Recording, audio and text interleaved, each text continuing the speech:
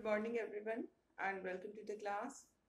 Now, we are in the third unit of your book, second book, according to the new syllabus. And this third unit is India's foreign policy.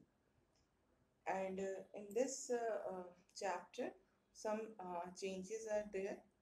Like earlier, we have to study India's relation with Pakistan, but now that portion is no more in our chapter, and now we have to study a new relationship of India with Israel. So now we will look into this Indo-Israel relationship. In this regard, the some important facts are there which you must know. Indo-Israel relationship is quite different if we see it from the very beginning. Actually, as I told you when we were discussing the new centers of power, in that new center of power, Israel has been included in our syllabus, and we have discussed Israel as a new center of power, and we have seen how Israel uh, was non-Muslim. It is a only non-Muslim country in Middle East or West Asia. Other countries, all the countries other than Israel are Muslim countries in this area. And we have also seen how this Israel uh, took birth. There was a conflict, not you can't say there was a conflict. Actually, the conflict is going on still today. So the conflict is there in that part in the which is called Israel between the Jews and the Arab Muslims. So, which are the Arab Muslims are represented by Palestine. So there is a conflict between the Arab Muslims and Jews. Both of them claim the territory of Israel, and this claim has been recognized by the United Nations, and we have seen how in 1947 the United Nations has divided the whole area between the Jews and the Arab Muslims, that is Palestine and Israel. इन दोनों के बीच में distribution किया गया जिसमें कि जिस distribution को the Arab Muslims are not ready to accept. They have not accepted the division which was done by UN, and India is in this conflict of Arab Muslims and Jews. From the very beginning, India was with the Arab Muslims, and it was against this formation of a state. And what we find that India voted against the partitioning of Palestine plan of 1947. जो 1947 में UN ने जो division किया, partition किया उस reason का, जिसमें से एक पार्ट पैलेस्टाइन के लिए दिया गया, एक पार्ट जो मेजर पार्ट जो था वो इजराइल को मिला. इंडिया अपोज दिस पार्टीशन कि ये सही नहीं है, and it also voted against Israel admission to UN इन 1949. तो इंडिया ने भी अपोज किया. There were other countries also who oppose this partition of the region between Palestine and Jews. इसको अदर कंट्रीज ने भी अपोज किया. स्टिल वी सी कि ये सब कुछ हो गया. 1948 में इजराइल जो है वो एक फ्री कंट्री के फॉर्म में हमारे सामने आता है. वर्ल्ड मैप पे एक न्यू कंट्री इमर्ज करती है 1948 में, that is Israel. And after becoming an independent country, Israel wanted to be a member of UN. It wanted admission in United Nations organization, and when it came for its admission in 1949, India opposed this move. Actually, India voted against Israel. So what we see कि जो India का relationship अगर हम Israel के context में देखते हैं, तो अगर हम हिस्टोरिकली देखें तो India was not supporting the state of Israel. India was with the Arab Muslims. India was with the Palestine. So at that time, we have the Congress government, and it was the Congress view that they supported the cause of Jew, but at the same time they were giving more support to Arab Muslims. It's not that there was something to do with the ideology or anything like that. What was the reason behind this kind of approach of India towards Israel during 1949 to 1999? We can say 1992. ये जो period है हमारा from 1948 जो कि Israel का formation होता है and till 1992. During this period क्या हुआ, हमारा रिलेशन था इसराइल के साथ, बट बहुत ही लिमिटेड रिलेशन था. हमने इसराइल के साथ अपने रिलेशन को ज़्यादा नहीं बढ़ाया because India was with Palestine. But that was not only anything ideology. No ideology was working behind this supporting of Palestine and non supporting of Israel. इसके पीछे कोई आइडियोलॉजिकल रीज़न नहीं था, बल्कि प्रैक्टिकल जो पॉलिटिक्स है that was working in this move of India. तो क्यों इंडिया ने इसराइल के अगेंस्ट पैलेस्टाइन को सपोर्ट किया during this period? We are talking about this period from 1948 to 1992. क्या रीजंस थे कि इंडिया जो है वो इसराइल को सपोर्ट नहीं किया? There were some important reasons behind this. The first, we can say that there was some domestic reason. And what are this domestic reason? It is the Muslim votes. Because we see that Congress present itself as the party of minorities, especially the Muslims.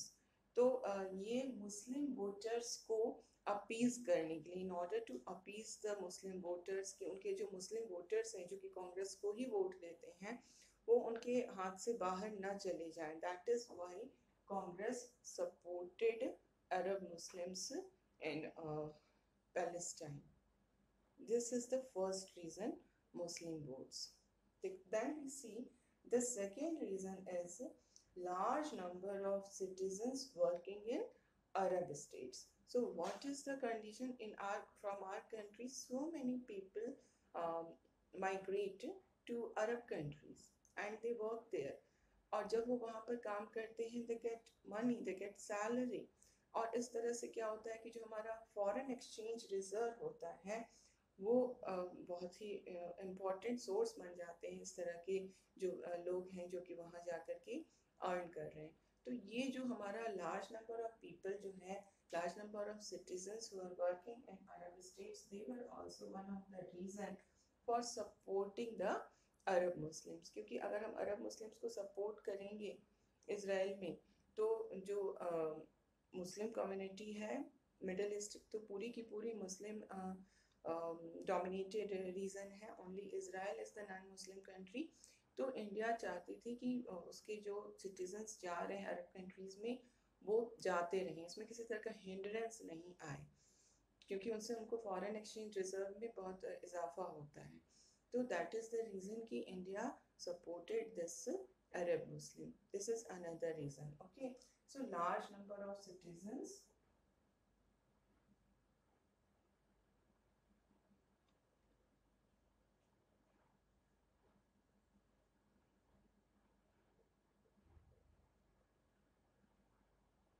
working in Arab countries,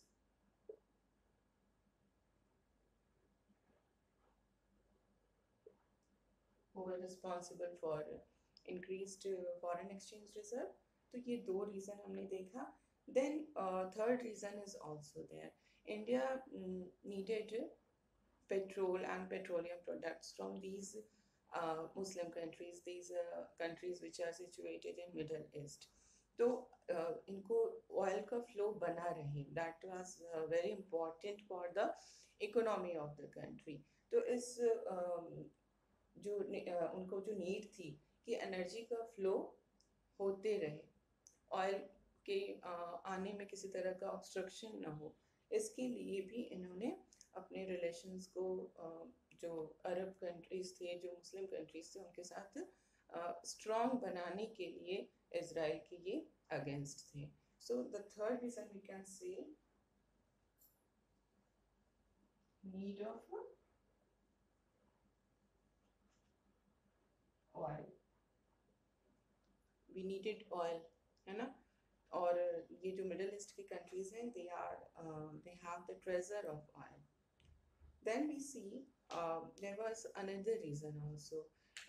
This is the period when Cold War was going on, है ना. 1991 में with the disintegration of USSR, the Cold War ends. तो जब तक Cold War था, उस period में India was tilted towards Soviet Union. We all know this, that India's support was there towards USSR. And moreover, we also know that India's relationship with Pakistan is very bad, and India wants support from the whole world against Pakistan. Whatever Pakistan is doing, जैसे जो भी हम पे attacks हुए, then terrorism, जो proxy wars होते हैं, तो इन सब के लिए we needed support from all over the world. So and we see Middle East is the Muslim dominated region. तो ऐसे में इंडिया जो था, इसका ये व्यू था कि अगर वो ज्यूज को सपोर्ट करता है, इसराइल को सपोर्ट करता है, तो उस कंडीशन में it will lose the support of Muslim community in the world. Domestic की बात नहीं कर रहे, we are not talking about domestic politics. In the world politics जो भी मुस्लिम कंट्रीज हैं, जो भी अरब कंट्रीज हैं, मिडिल ईस्ट के मुस्लिम कंट्रीज हैं, it will lose their support. और वहाँ पर पाकिस्तान का इन्फ्लुएंस एक तो ऐसे ही ज़्यादा है, because Pakistan is a religious country, it's a Muslim country. तो पाकिस्तान के इन्फ्लुएंस को जहाँ तक हो सके रोका जा सके उस रीजन में. अगर इंडिया फुल्ली सपोर्ट कर देता है इसराइल को, तो क्या होता कि फिर इंडिया का जो कुछ भी सपोर्ट था अरब कंट्रीज़ के बीच में, वो पूरी तरह से ख़त्म हो जाता और पाकिस्तान को और भी ज़्यादा उधर से सपोर्ट मिलता. So, in order to counter the influence of Pakistan during the Cold War era, it was done by India कि हम इसराइल के साथ बहुत ज़्यादा रिलेशन को इम्प्रूव हमें करने की ज़रूरत नहीं है. Okay, so this is the another reason and the last reason to counter the yes to counter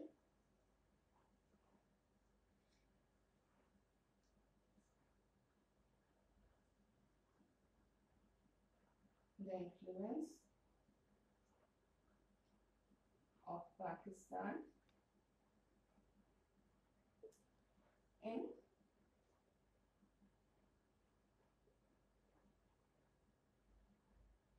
Middle East.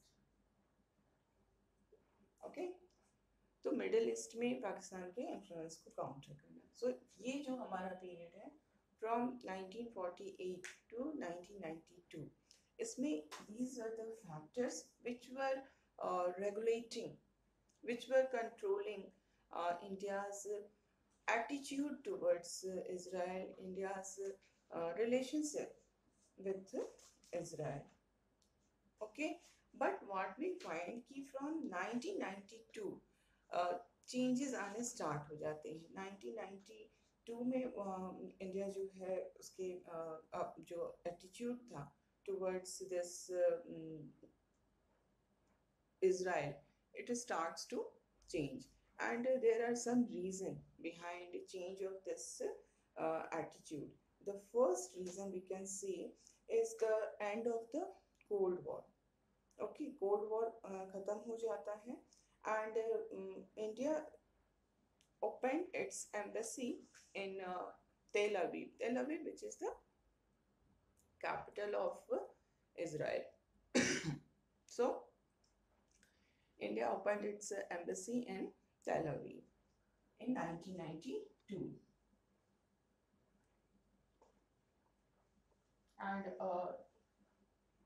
Indo-Israel relationship takes a new dimension from 1992 onwards. So we can now say from 1992 till 2019, what is the relationship between India and Pakistan? We see that Indian embassy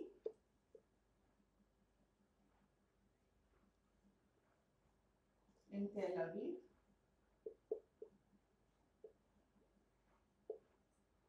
opened in 1992, and Israel embassy was also opened in New Delhi.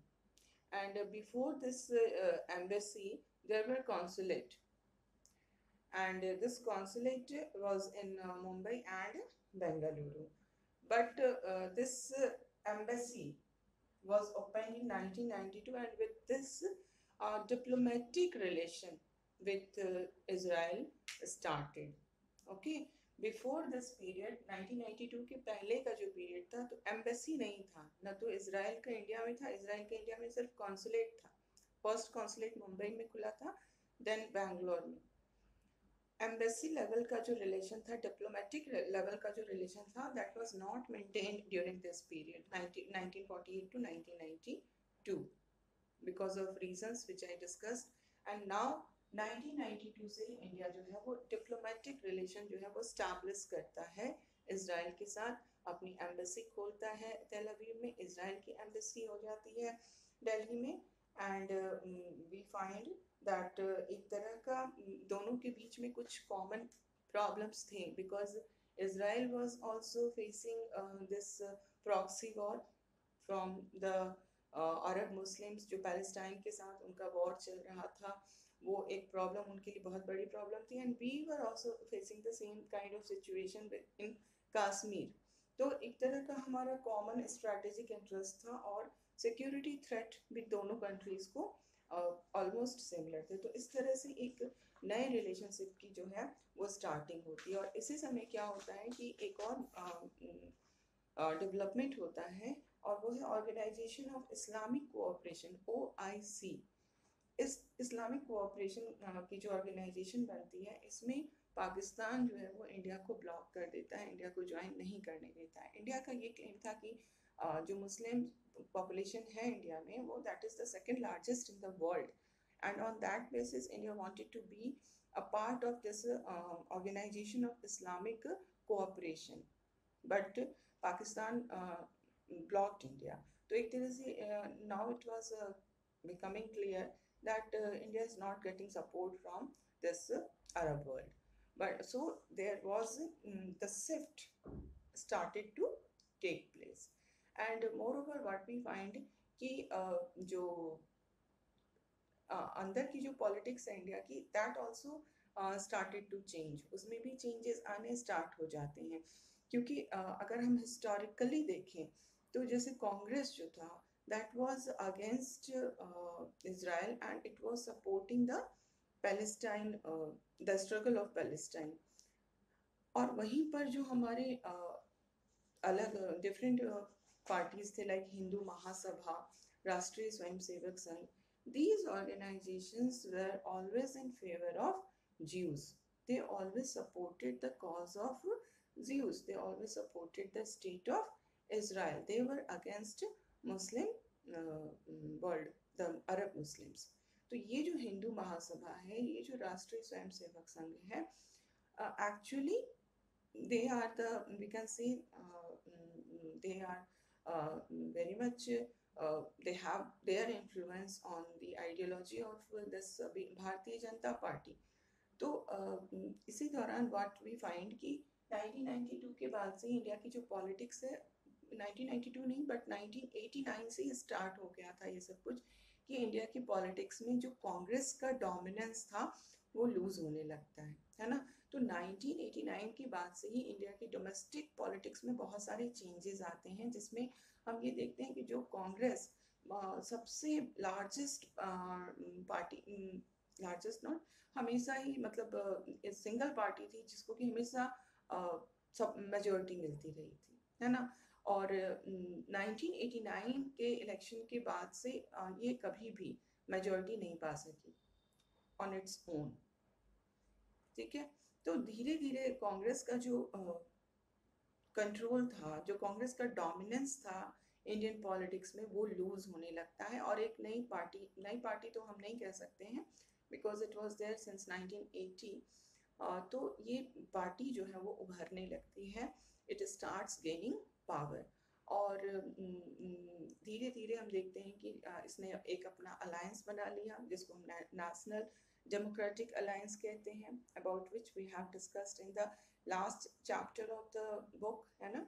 तो ये जो NDA का formation होता है और फिर NDA की government बनती है, 98 में भी बनी, बट वो बहुत ही जिसको हम कहेंगे टेम्प्ररी था, that was only for a few months. फिर उसके बाद 2002 में भी बनती है। तो ये चीज़ें जो होती हैं उस समय से ही, जब से एनडीए गवर्नमेंट जो कि बीजेपी के डोमिनेंस की एनडीए थी, वो जब से पावर में आई, तब से हम क्या देखते हैं कि जो हमारा इसराइल के साथ रिलेशनशिप था वो और भी ज़्यादा इंक्रीज करता है। हालांकि चेंजेस आने 92 से स्टार्ट हो गए थे, बट वो चेंजेस और भी जिसको हम कहेंगे कि स्पीडी चेंजेस, काफ़ी तेज रेट से चेंजेस होने जो स्टार्ट होते हैं वो एनडीए गवर्नमेंट के आने के बाद से होते हैं। And in this regard we see कि बहुत सारे न्यू डेवलपमेंट्स होते हैं, और इसमें हम देखते हैं कि अगर हम देखें तो 2014 जबकि क्या हुआ इंडिया के, अगर नेशनल पॉलिटिक्स को हम देखें तो 2014 is the year, 2014 is the year when NDA comes to power, national democratic alliance, जिसके अंदर सबसे इम्पोर्टेंट पार्टी कौन सी है, बीजेपी। तो 2014 के इलेक्शन में BJP emerged as the majority party. It it was not in the need of support of the any other party in order to form the government. It was able to form the government on its own because इसको majority मिल जाती है house में in the election of 2014। Still government जो है वो NDA की ही government बनती है। तो जब बीजेपी पावर में आती है तो उस समय से हमारा जो इजराइल के साथ रिलेशनशिप है वो और भी ज़्यादा बढ़ता है, क्योंकि जो बीजेपी की आइडियोलॉजी यही थी कि it was supporting from the very beginning, it was supporting the cause of Jews.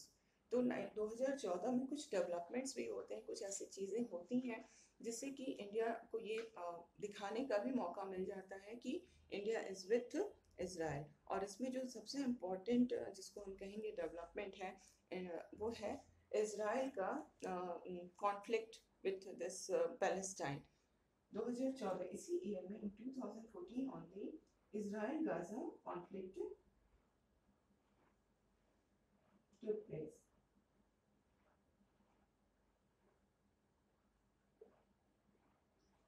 और ये जो इसराइल गाजा कॉन्फ्लिक्ट होता है, इसमें इंडिया ने जो इंडिया का जो एटीट्यूड था वो बहुत ही डिप्लोमेटिक हम उसको कह सकते हैं, क्योंकि इंडिया ने ओपनली इस इसराइल गाजा कॉन्फ्लिक्ट में इसराइल के अगेंस्ट कुछ भी नहीं कहा।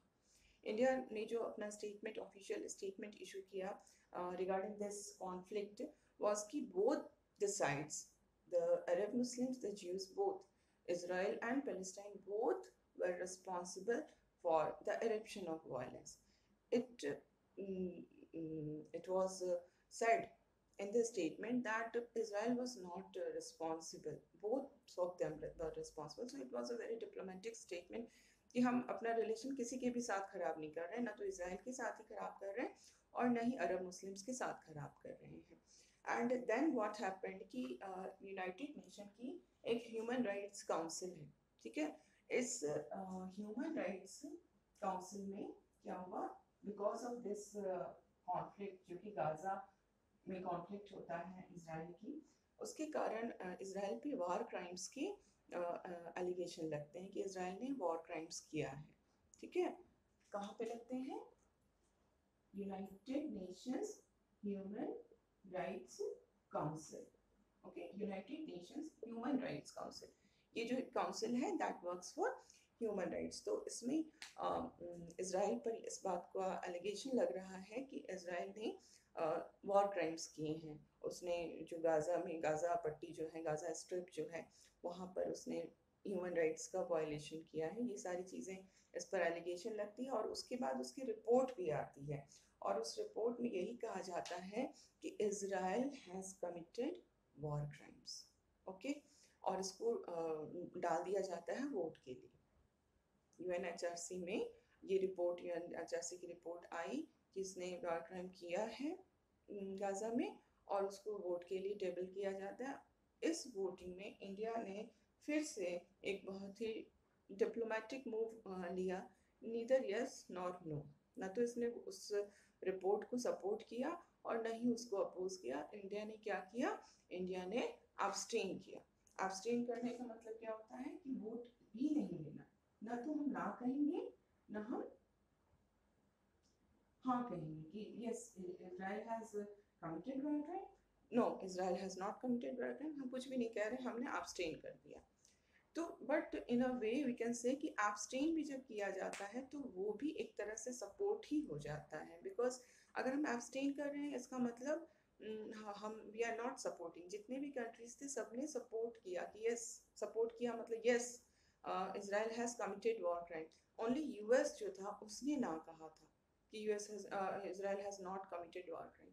इंडिया ने एब्सटेन किया, बाकी की जो कंट्रीज थे उन सब ने कहा कि yes Israel has committed war crime. तो इंडिया का ये मूव एक तरह से ये इसने पूरी तरह से शो कर दिया कि India is with the Israel, okay.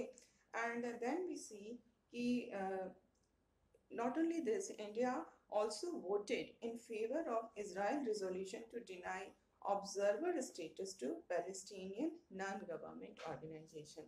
अभी ये 2019 का डेवलपमेंट है कि 2019 में जब जो पैलेस्टीनियन नॉन गवर्नमेंट ऑर्गेनाइजेशन थे उस वो ऑब्जर्वर का स्टेटस के लिए उन्होंने अप्लाई किया यूएन में, बट इंडिया ने उसको उस रिजोल्यूशन को ये किया, सपोर्ट नहीं किया।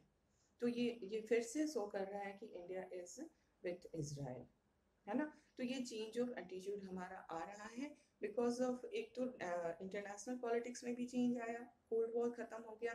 दूसरी चीज़ ये हुई कि जो नेशनल पॉलिटिक्स है वहाँ पर हम देख रहे हैं जो कांग्रेस का डोमिनेंस था उसकी जगह पे अब एनडीए की गवर्नमेंट आ गई जिसमें BJP is the main party. और बीजेपी की जो आइडियोलॉजी है वो बहुत ज़्यादा इन्फ्लुएंस्ड है वीएचपी एंड विश्व हिंदू महासभा एंड आरएसएस जैसे ऑर्गेनाइजेशन से। तो इसके कारण इन्होंने हमेशा सपोर्ट किया था ज्यूज को। तो अब हमारी जो गवर्नमेंट है वो अपने रिलेशन को इम्प्रूव करना चाहती है, फिर से एक नए सिरे से ये स्टार्ट करना चाहती है। और ये जो कुछ भी हो रहा है ये 2014 की जो इंसिडेंट है, देन 2019 में जो इंडिया ने non government organisation of Palestine को डिनाई किया, तो ये सब इस बात को इंडिकेट कर रहे हैं कि India is having good relationship, India wants to have good relationship with Israel.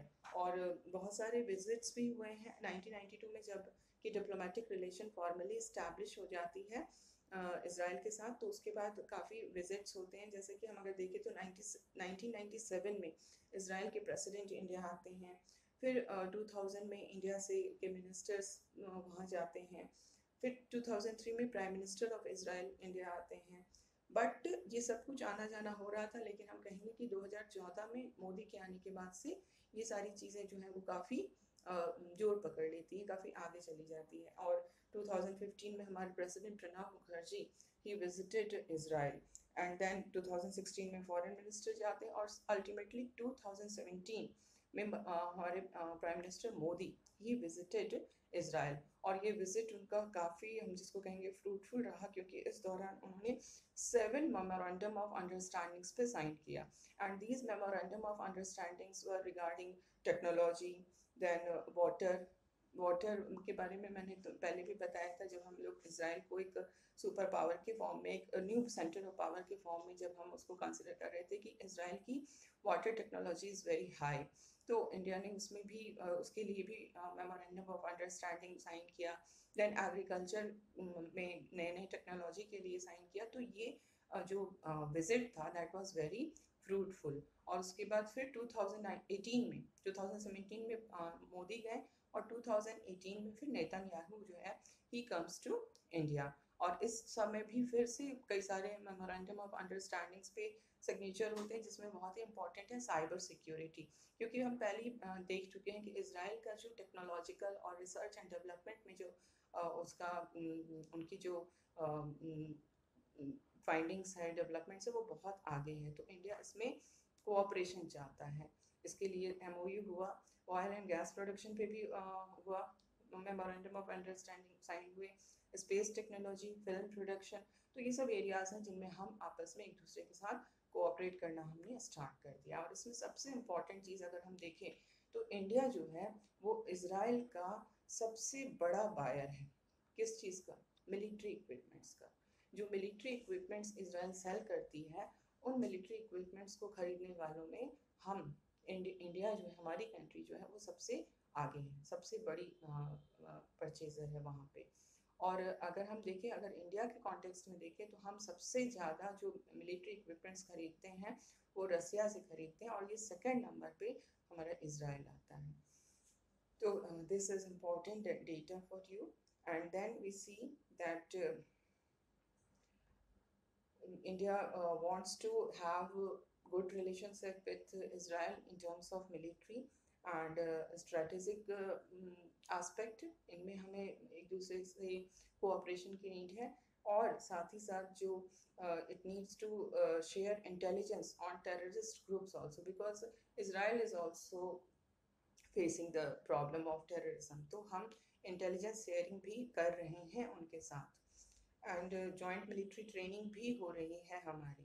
तो these are the important aspect of Indo Israel relationship. Then अगर हम ट्रेड में देखें, ट्रेड रिलेशनशिप देखें, तो उसमें भी हमने काफ़ी कुछ अच्छा रिलेशन मेंटेन किया है इसराइल के साथ। और इसमें हम एशिया, सिर्फ एशिया को अगर हम कंटेक्स्ट में, एशिया के कॉन्टेक्स्ट में देखते हैं, तो India is the third largest trade partner of Israel. Israel का तीसरा लार्जेस्ट ट्रेड पार्टनर है in Asia, or in whole world it is the 10th largest trade partner।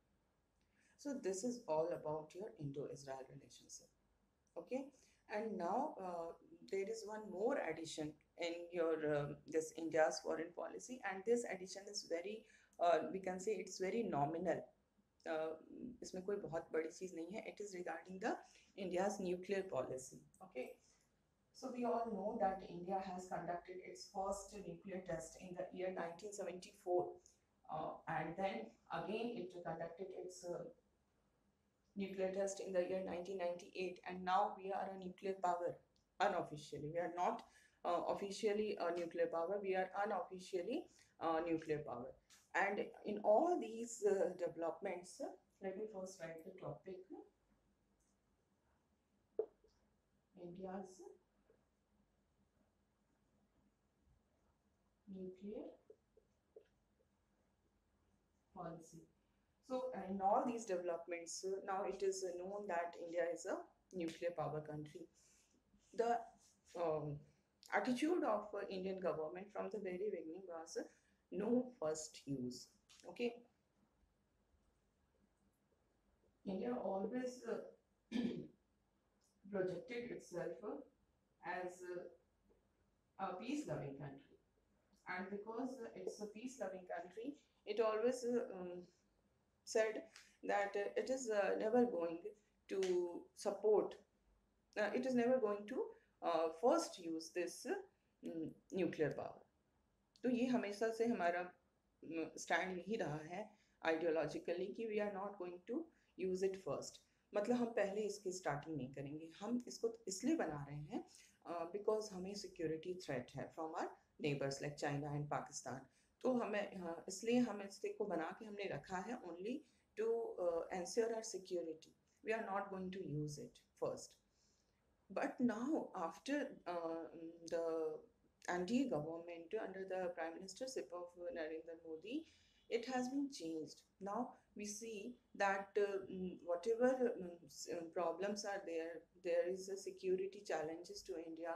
The government led by Prime Minister Narendra Modi has made it clear that the policy of no first use can be reviewed. It means we are not saying that we will not use it first. We are going to review it.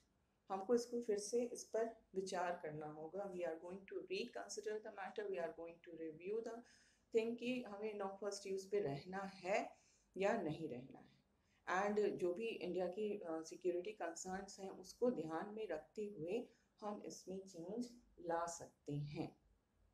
This is the attitude of India which has changed. और इतना ही नहीं, अब India is still opposing the discriminatory treaties like CTBT and NPT, about which we are discussing from the very beginning, that India has always against these treaty because these are discriminatory, है ना. And one more thing is there, India wants its membership in NSG. What is this NSG? Nuclear Suppliers Group. Okay, जो Nuclear Suppliers Group, India want its membership in this group. ये group उन लोगों, उन countries का है जो कि nuclear technology को के एक्सपोर्ट पे बैन करना चाहते हैं, बैन करते हैं कि न्यूक्लियर टेक्नोलॉजी जो है वो बहुत आसानी से एक्सपोर्ट ना हो सके. अगर इजीली एक्सपोर्ट होगी, इस पर किसी तरह का कंट्रोल नहीं होगा, तो क्या होगा कि all the countries will be able to develop this nuclear weapon, and जो कि वर्ल्ड पीस के लिए एक बहुत बड़ा थ्रेट होगा. तो ये न्यूक्लियर सप्लाई ग्रुप्स जो है वो रोक लगाता है न्यूक्लियर टेक्नोलॉजी के एक्सपोर्ट पे. और इंडिया अभी इसका मेंबर नहीं है, but India wants to be a member of this NSG. So this is all regarding this chapter, India's foreign policy. And now in the next chapter we will see some new topics of unit. Next class we will see some new topics of unit 5. Okay, so this is all for today.